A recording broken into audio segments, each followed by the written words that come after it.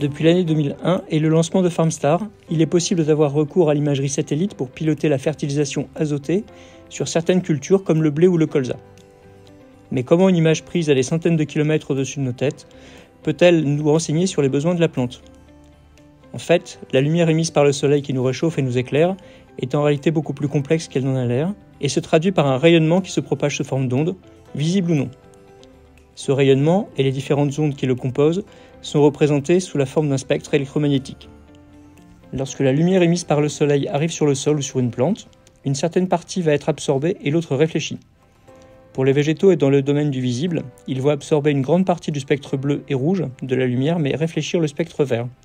C'est pour cela que notre œil voit une plante de couleur verte.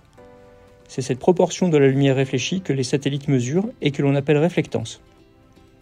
En fonction de la réflectance mesurée dans le domaine du visible, mais également au-delà, avec des mesures dans l'infrarouge, on est capable de déterminer avec des méthodes de calcul complexes et des algorithmes le statut azoté de la plante et donc d'ajuster ses besoins.